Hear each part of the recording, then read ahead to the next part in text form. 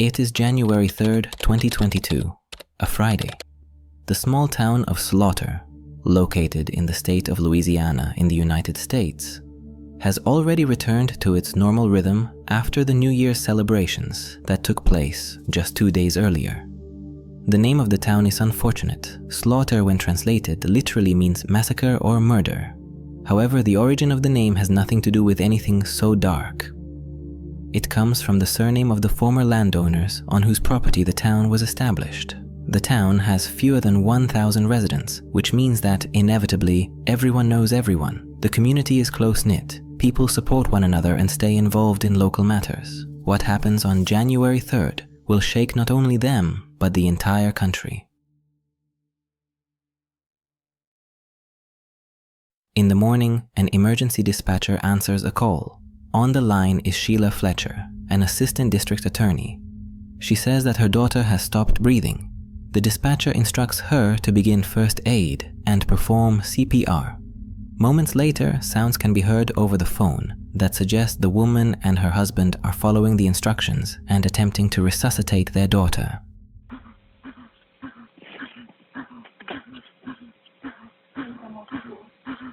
Are we doing compressions or on the couch? If we can't afford it, we can do compressions on the couch then. Are we doing compressions now? Yeah. Okay. I'm gonna go ahead. I'm gonna need you to count aloud with me, okay? So I can instruct you, okay?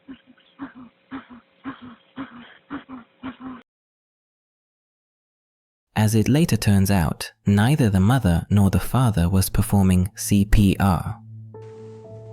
It was not CPR. It would be impossible to do CPR to Lacey in her condition. She was not able to even be stretched out. It would not be possible. That was not CPR. The sounds were staged. What's more, the mother struggled to state her daughter's age. Eventually, she told the dispatcher that her daughter was 31 years old, when in reality she was 36. 10 minutes later, the coroner arrives at the scene. His name is Dr. Ewell Bickham. Dr. Ewell has worked in this profession for several decades. He deals with dead bodies almost every day, often in very poor condition. Despite this, what he saw inside the Fletcher home lodged itself so deeply in his mind that for the next week he would be unable to eat. And even a year later, he would still break down in tears at the mere memory of January 3rd, 2022. When I walked through the door, to the right of me in the kitchen, Clay and Lacey Fletcher were standing there. Clay was standing there emotionless. The mom had her head between her knees. I saw a tear or two. To the left was the living room where Lacey was. I immediately went through there. I didn't stop and socialize with the parents. I went in there to where Lacey was. And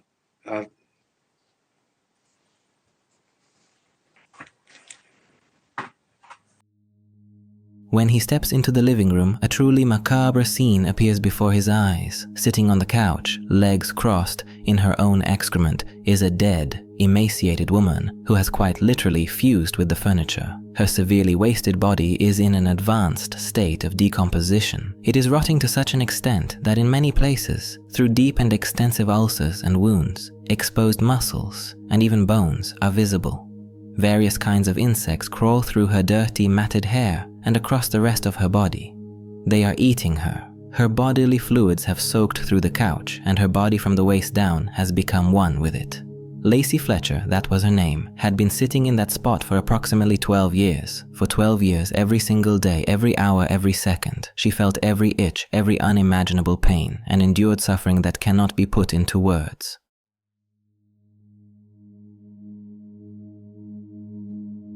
Shortly after the coroner arrives, emergency services appear at the scene. Everyone who witnessed this macabre sight that day unanimously admits it was the worst thing they had ever seen in their lives, despite the fact that everything about the scene appears to point to a crime, some form of sick abuse or imprisonment. The parents of the deceased woman, Sheila and Clay Fletcher, are not arrested.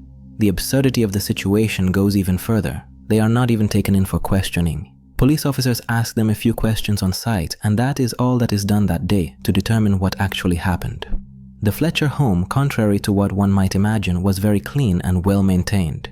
The couch in the living room, the one on which Lacey had been sitting, stood in stark contrast to the rest of the house.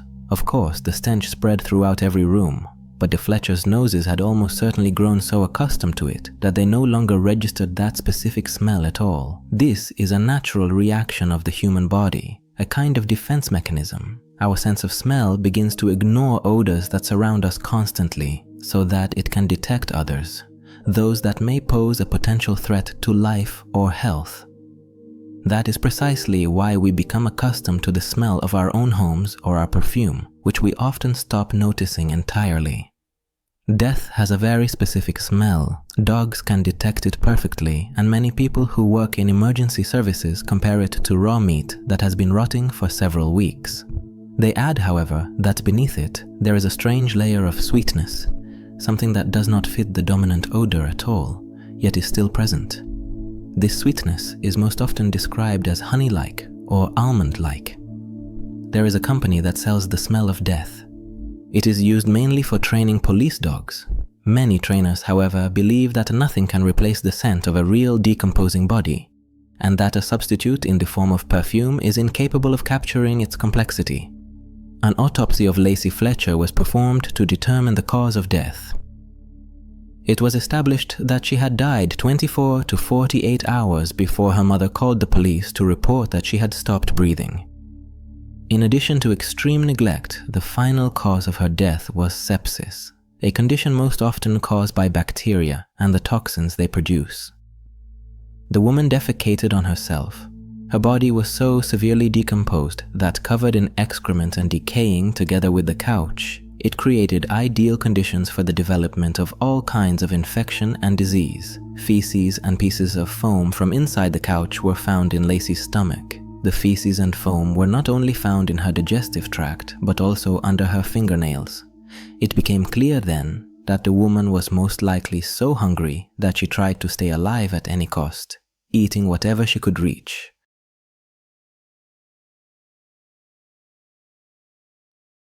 Although this is the most probable version of events, we cannot be certain. Many aspects of this case could not be confirmed with 100% certainty, and the circumstances of Lacey's death, as well as the horrific suffering she endured, remain the subject of intense debate and speculation to this day. Experts state, and on this point they are in agreement, that the woman sat in the same spot on the couch, the one she eventually fused with, for approximately 12 years. This is a shocking revelation, and questions such as how was this possible, and why did her parents not react, arise on their own. It is known that during all that time, the woman was alive and conscious. She could feel, and therefore she must have suffered unimaginably. To understand what truly happened, one must first understand who Lacey was.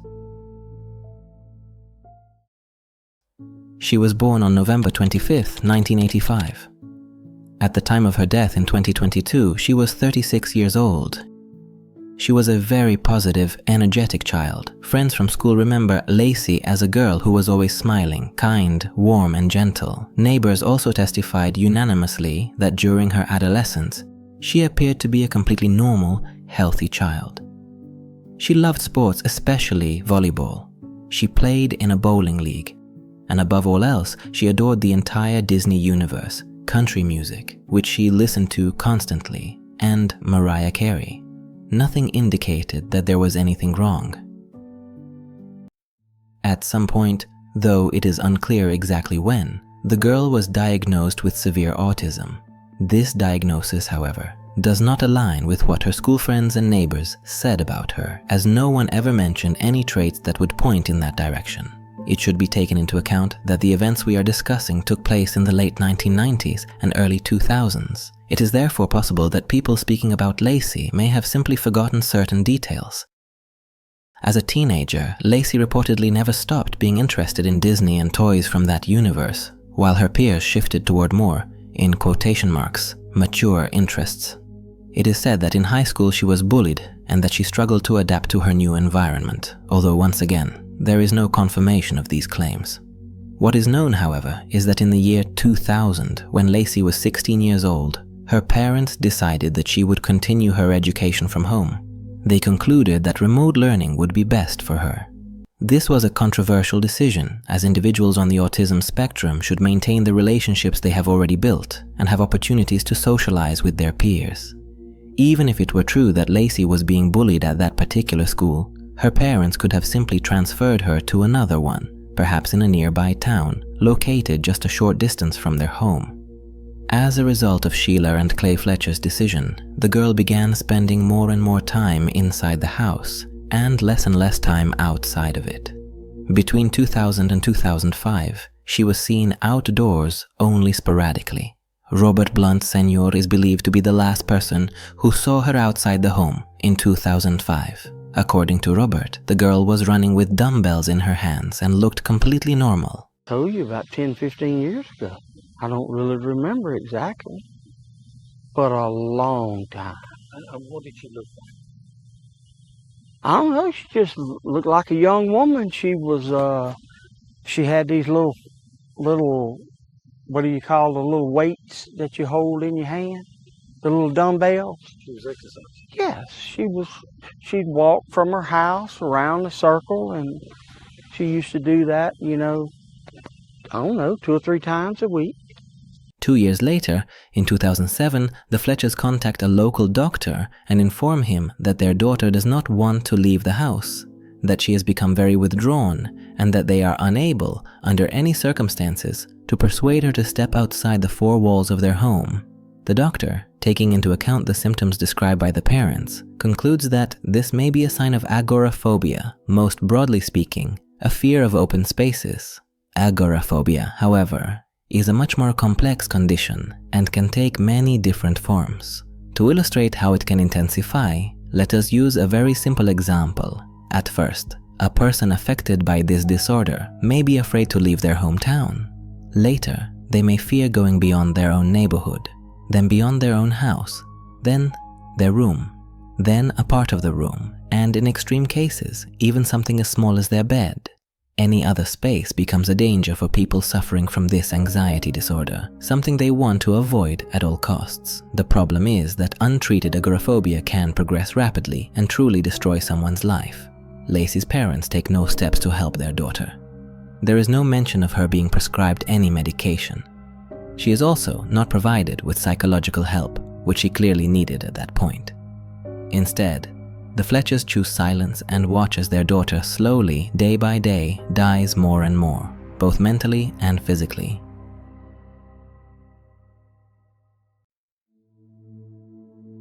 Let us pause for a moment to focus on Lacey's mother and father, because who they were and what they did adds another layer of complexity to this case. Sheila Fletcher was a state employee, an assistant district attorney in the nearby city of Zachary. In addition, she worked as a police and court officer. As for Clay, the father, it is not entirely clear what he actually did for a living. There are only sparse mentions of non-profit organizations and organizing trips. What is certain, however, is that the two of them were highly respected within the community of Slaughter, always active, always supportive, able to find a solution to almost any problem. If a neighbor needed help, they knew they could rely on them. Saying that they were among the most recognizable and respected residents of the town would not be an exaggeration. Despite this, no one noticed that their daughter suddenly disappeared. According to testimonies, most people assumed she had simply moved away and started a new life in a larger city. Only one neighbor mentioned a strange situation that took place in 2015 when Lacey was already 30 years old. That neighbor was Robert, the same man who years earlier had been the last to see her running with dumbbells. Robert said that one day he asked Clay, the girl's father, what was going on with his daughter, since he had not seen her for several years. In his mind, it was a rhetorical question. He asked whether she had moved away from Slaughter to another town and whether she was building her life out there in the so-called big world. To his surprise, Clay replied that no, that his daughter was doing well and still lived with them. Then, visibly irritated, he quickly changed the subject. And when was the last time you mentioned that you'd spoken to Clay? About 5 years ago. And what did you ask him? I asked him, how's Lacey? What's she up to? I said, I haven't seen her. He said, oh, she still lives here. she's doing fine. And just change the subject.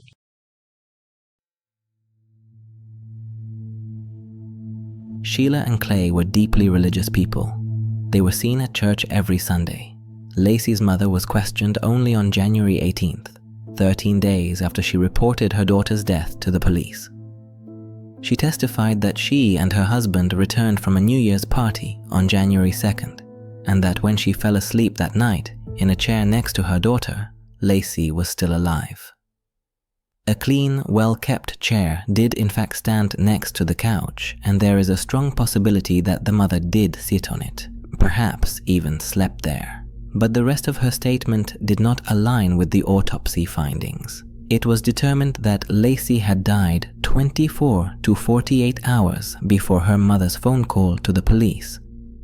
In addition, Sheila told officers that on January 2nd, she gave her daughter half of a sandwich and a bag of Cheetos, which Lacey supposedly ate.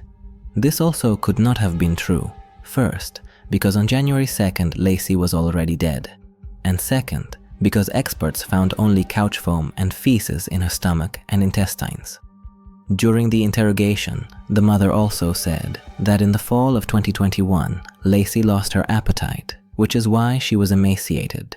On the day the death was reported, the woman weighed only 95 pounds. She added that she and her husband had done nothing against their daughter's will, that Lacey simply did not want to get up from the couch, and that this was entirely her own choice.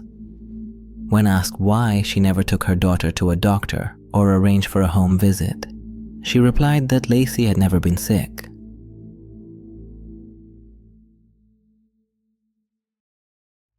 Despite this testimony and the many inconsistencies, the woman is not arrested.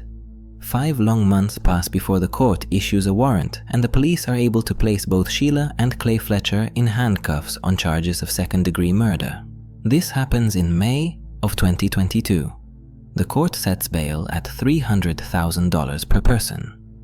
With the help of a bail bondsman, the Fletchers are able to post bail.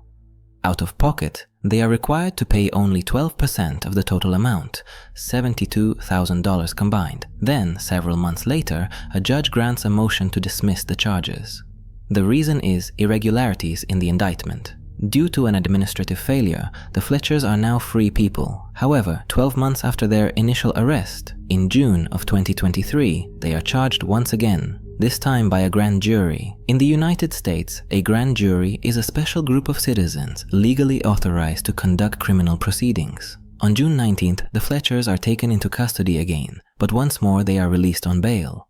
They will await their trial outside of jail. That trial will not take place for another 8 months, on February 6th, 2024. During the hearing, Sheila and Clay enter a plea of no contest as part of a plea deal, in exchange for the charge being reduced from second-degree murder to manslaughter. Had they been convicted of second-degree murder, they would have faced life imprisonment. Instead, for manslaughter, each of them is sentenced to 40 years, with 20 years suspended. This means they will spend a maximum of 20 years behind bars. Is this connected to Sheila Fletcher's professional ties and connections? We can only speculate.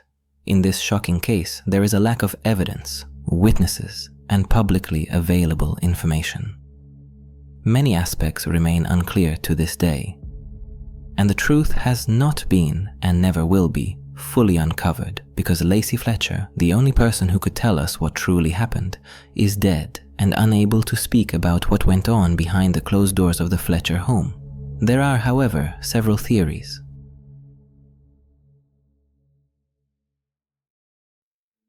One of them suggests that the girl suffered from what is known as locked-in syndrome. This is what her parents claimed, but even more so, this version must be classified strictly as a theory. There is no evidence to support it. Locked-in syndrome is an extremely rare condition, affecting less than 0.005% of the world's population. It is characterized by total paralysis of the body, while consciousness and sensation remain intact. Families of such individuals often believe that not only the body has stopped functioning, because the person gives no sign of life. Sometimes people with locked-in syndrome are able to move their eyes. This theory while very convenient for the parents and seemingly answering many questions, does not align with reality. It was established that Lacey was able to move slightly within the area of the couch when her muscles still allowed it. In addition, she was capable of eating on her own, and there is no possibility that a person with locked-in syndrome could swallow anything independently.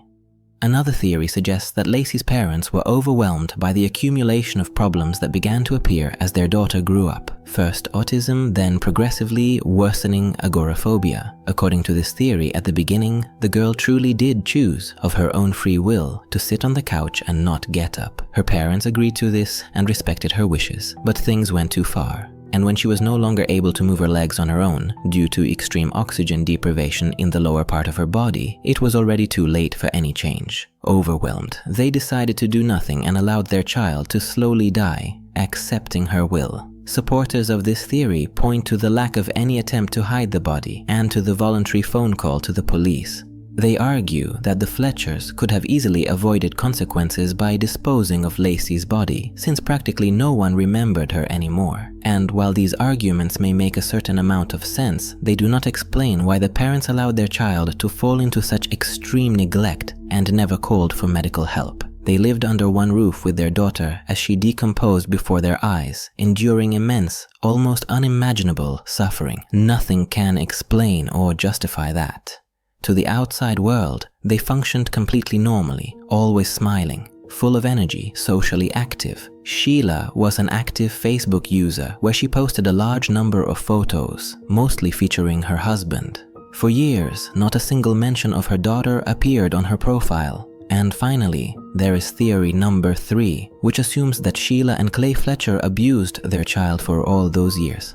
Perhaps at first they genuinely tried to deal with the situation in some way, but over time they began to derive satisfaction from their daughter's suffering.